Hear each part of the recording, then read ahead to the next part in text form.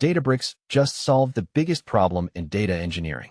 Your operational database and your analytics warehouse are now the same system. No more ETL pipelines. No more sync delays. No more maintaining 2 copies of your data. No more broken CDC jobs at 3 in the morning. The product is called Lakebase, and it fundamentally changes how we build data-driven applications.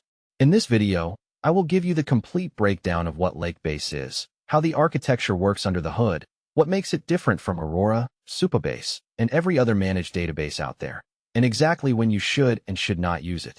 This is a full deep dive, so let's get into it. Before we talk about the solution, we need to understand the problem that every data team faces today. Whether you are a 2-person startup or a Fortune 500 company, you are dealing with this exact same architectural headache. Let me explain. Here is the traditional architecture that most companies run. On one side, you have an operational database. This is typically Postgres or MySQL. This is where your application writes data every single day. User signups, orders, payments, inventory updates, session data, preferences. All of your transactional workloads hit this database. It is optimized for OLTP, which stands for Online Transaction Processing. That means low latency reads and writes, row-level operations, and ACID transactions. Your application needs to read a single user profile in under 5 milliseconds, and Postgres does that beautifully. But then you also need analytics. Your business team needs answers. What is the revenue trend over the last quarter? Which user segments have the highest churn rate? What is the customer lifetime value broken down by acquisition channel? How did last week's promotion impact average order value? These are fundamentally different queries.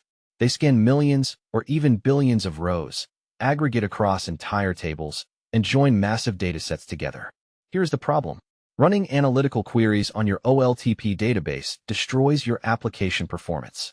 A full table scan across 50 million rows takes your latency from 5 milliseconds to 5 minutes. Your connection pool gets saturated. Your application starts returning timeouts and errors. Users cannot use the product. Production goes down because someone on the analytics team accidentally ran a dashboard query against the production database. We have all been there. So what does every company do? They build a data warehouse. Snowflake, BigQuery, Redshift, or a Databricks lakehouse. This is your OLAP layer, optimized for analytical queries. Columnar storage format, massively parallel processing, designed to crunch through petabytes without breaking a sweat. But here is the fundamental catch. You now have 2 completely separate systems, and you need to get data from one to the other continuously. So you build ETL pipelines. Extract data from Postgres, transform it, load it into your warehouse. Or you use CDC, change data capture, with tools like Debezium, Fivetran, or Airbyte, streaming every insert, update, and delete from your operational database into your analytics layer. This creates so many problems. Let me walk through each one. Problem 1 is data duplication. 2 full copies of your data means double the storage cost and potential data inconsistencies between systems. Problem 2 is latency. Even the best streaming CDC setup has seconds to minutes of delay. Batch ETL means your analytics data could be 24 hours stale. Problem 3 is pipeline fragility. Someone renames a column upstream, and the CDC pipeline silently drops records. Schema drift is a constant battle. Problem 4 is operational burden. Data engineering teams spend over 60% of their time on pipeline maintenance rather than actual analytics work. Problem 5 is governance fragmentation. Separate access controls in your database and in your warehouse means double the administration work. And now AI makes this exponentially worse. AI agents need both real-time transactional data and historical analytical context simultaneously. Consider an agent handling customer support. It needs the current order status from Postgres and the customer's historical interaction patterns from the warehouse. 2 systems, 2 query paths, 2 sets of credentials, double the complexity. And agents create databases at 4 times the rate of human developers. They expect infrastructure that can spin up and shut down instantly. What if your operational database was inside your analytics platform? What if every single row you wrote to Postgres was automatically available for Spark queries, machine learning pipelines, and AI agents, without any pipelines to build or maintain? That is exactly what Databricks Lakebase delivers. Databricks Lakebase is a fully managed Postgres database that runs natively inside the Databricks platform. I want to emphasize natively. It is not a separate service bolted onto the side with some integration connectors. It is deeply embedded into the lakehouse architecture at the infrastructure level. From your application's perspective, it is just Postgres. You connect to it with any standard Postgres driver. Django ORM, Ruby on Rails Active Record, Prisma, SQL Alchemy, JDBC. Any tool that speaks Postgres wire protocol works. Your application code does not change. Your queries do not change. Your schema migrations work the same way. But underneath, something fundamentally different is happening. The data you write to Lakebase automatically appears in your lakehouse as Delta Lake tables. No ETL pipeline needed. No CDC connector to configure. No sync job to monitor. No Fivetran subscription to pay for. The data just flows from your operational layer into your analytical layer as part of the core architecture. You can query your operational data with Spark SQL, build dashboards on it, run machine learning models against it, and feed it to AI agents. All from the same platform with zero additional infrastructure. Let me tell you the story of how this came to be. Lakebase is built on Neon, the cloud-native serverless Postgres engine that Databricks acquired in May 2025 for approximately $1 billion. Neon was founded by a team of storage engineers, and they had rebuilt Postgres from the ground up with modern cloud architecture, separation of storage and compute, serverless scaling, and instant database branching. Databricks saw the opportunity to combine Neon's serverless Postgres technology with their lakehouse platform. The result is Lakebase, a transactional database that is native to the analytical world. It was announced at the Data Plus AI Summit in June 2025, entered public preview, and reached general availability on February 3, 2026. It is currently available on AWS and Azure across 14 regions worldwide. The Unity Catalog integration is critical.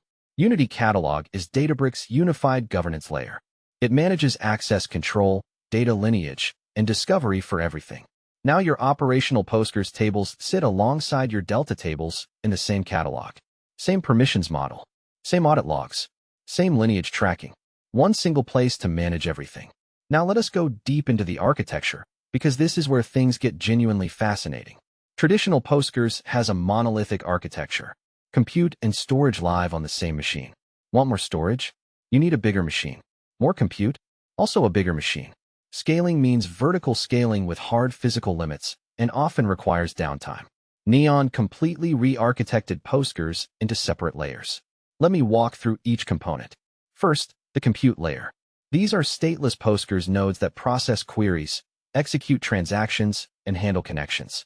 The key word is stateless. They hold no permanent data. If a node crashes, you start a new one and it fetches pages on demand. Because they are stateless, they scale horizontally and can scale all the way to zero when there is no traffic. Second, the page server. This is the storage engine. It stores Postgres data pages in cloud object storage like Amazon S3 or Azure Blob Storage. Object storage is unlimited and incredibly cheap. The page server also maintains page history, storing previous versions. This enables instant point-in-time recovery and zero-copy branching. Creating a branch does not copy any data. It creates a pointer to existing pages. Only when you modify data on the branch does a new physical page get created. Third, the safekeeper. This handles write-ahead log durability. When your application writes data, WEL records go to safekeeper nodes in a distributed quorum, typically 3 nodes. A write is considered durable when a majority of safekeepers have persisted it. This guarantees committed transactions survive any single node failure. Here is the crucial lakehouse integration. The WEL events, capturing every single change to your database, flow directly into Delta Lake tables. This is not a separate CDC pipeline running as an external process. It is built into the core storage architecture. Every insert, update, and delete captured in the WEL is automatically materialized into Delta format. Your operational data appears in the lakehouse, queryable by Spark, within seconds. No pipeline to monitor or maintain. 2 deployment modes exist today. Lakebase autoscaling is the default since March 12, 2026. Each compute unit allocates 2 GB of RAM. The system automatically scales compute up and down based on demand, including scaling to 0. This is the mode you should use for all new deployments. Lakebase Provisioned was the original mode using larger 16 GB compute units with manual scaling. Databricks is migrating all provisioned instances to autoscaling starting June 2026. Do not use Provisioned for new workloads. Now let me cover the key features that make Lakebase compelling for modern applications. Scale to zero. No active connections means no compute running and zero cost. The cold start wake-up time is under 500 milliseconds. This is transformative for development environments, staging, microservices with sporadic traffic, and AI agents that dynamically create databases to hold state. Autoscaling. Traffic spikes need no manual intervention. The system handles everything from a single connection to thousands automatically. The 2 GB CU granularity means minimal over-provisioning and precise cost control. Database branching. Create an instant copy of your entire database in approximately 1 second, regardless of database size. Even a terabyte database branches instantly because it uses copy-on-write semantics at the page level. No data is physically copied. Only divergent pages create new storage. Storage cost for a branch is proportional to changes made, not total database size. Think about what this enables. Test risky schema migrations on a production branch with zero risk to production. Create realistic test environments using actual production data. Give each pull request its own database branch for CI testing. When done, just delete the branch. Instant point-in-time recovery. Traditional Postgres backup and restore takes hours for large databases. Lakebase restores to any timestamp in under 4 seconds. The system maintains continuous page version history. Recovery is just pointing compute at the correct historical state. Zero-ETL data flow. This is the headline value proposition. Your OLTP data flows to the lakehouse automatically. No pipeline to build, maintain, or monitor. When you add a column to Postgres, it appears in your analytics layer. When you insert a row, it is queryable by Spark within seconds. The entire category of data integration tooling becomes unnecessary for this path. Full Postgres compatibility. Standard wire protocol.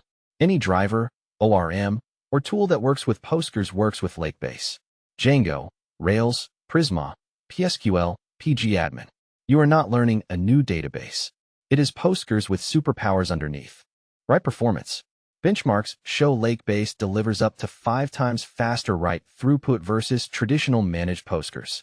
The separated architecture eliminates I/O bottlenecks where WEL writing and page flushing compete for the same disk bandwidth. In traditional Postgres, the WEL writer, background writer, and checkpointer all contend for the same disk I/O. In Lakebase, WEL goes to dedicated safekeepers. Pages go to object storage through the page server, and compute handles only query processing.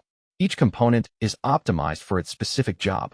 At typical concurrency levels of 32 to 64 connections, benchmarks show throughput comparable to Aurora. But at higher concurrency, the architectural advantages become more pronounced. Built-in connection pooling means your application can maintain thousands of logical connections without overwhelming the Postgres backend. Let me also talk about the developer experience. Setting up a new Lakebase instance takes about 2 minutes from the Databricks workspace. You navigate to the catalog, click Create Database, choose Lakebase, pick your region and scaling parameters, and you get a connection string. Plug that into your application's database configuration, and you are done. There is no VPC peering to configure, no security groups to set up, no bastion host to maintain. Databricks handles the networking, encryption at rest and in transit, automated backups, and patching. For infrastructure as code users, Lakebase supports Terraform with the Databricks provider and Databricks asset bundles. You can define your database alongside your notebooks, jobs, and other Databricks resources in a single configuration. Version controlled, reproducible, auditable. The monitoring experience is also unified. Database metrics like connections, query latency, storage usage, and compute utilization all appear in the Databricks workspace. You can set up alerts through the same system you use for your Spark jobs and ML pipelines. One monitoring plane for your entire data platform. Now let me show you concrete use cases where Lakebase shines. AI agent applications. This is the primary use case Databricks targets. An agent processes orders, writes transactional state, tracks conversations, logs decisions to Lakebase. Analytics teams immediately query agent performance metrics like conversion rate and cost per interaction. ML teams train on the latest interaction data to improve future performance. Everything in real time, everything in one platform. Databricks published detailed reference architectures showing agents using Postgres Listen Notify for real-time event propagation, with Databricks apps serving operator dashboards and the full execution history queryable through Spark for compliance and optimization. SaaS applications. Your application data powers both the product and customer-facing analytics dashboards. No ETL delay means dashboards show current metrics. When a customer asks about yesterday's usage spike, you answer with live data, not stale numbers. Real-time ML features. Feature computations run directly on fresh OLTP data through Spark. No pipeline delay means models always see the latest user state. A recommendation engine incorporates a user's last purchase immediately rather than waiting for the next nightly batch job. Fraud detection models can react to the latest transactions without pipeline lag. Multi-tenant applications. Each tenant gets isolated Postgres for security and compliance. Cross-tenant analytics runs through the lakehouse without commingling operational data. You get the isolation your enterprise customers demand at the OLTP layer with the aggregate visibility your business needs at the analytics layer. RAG and vector applications. Store embeddings with vector for fast retrieval at sub-10 millisecond latency. Analyze query patterns, retrieval quality, and embedding drift through the lakehouse from the same data source. No separate analytics pipeline needed for your AI search system. Development and testing workflows deserve special mention. With instant branching, every developer on your team can have their own copy of the production database. No more fighting over shared staging databases. No more carefully constructed test fixtures that don't reflect reality. Branch production. Work against real data. Delete the branch when done. CI pipelines create fresh branches for every test run, ensuring tests always run against consistent, realistic data. This alone can transform your development velocity. Now the comparisons everyone wants to see. Versus AWS Aurora. Aurora is reliable, battle-tested managed Postgres with distributed storage across availability zones. But no native analytics integration.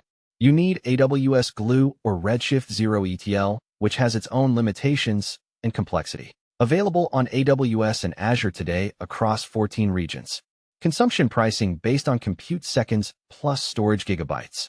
Scale to zero means non-production environments cost nearly nothing when idle. A development database used only during business hours pays for about 8 hours of compute per day and nothing overnight or on weekends.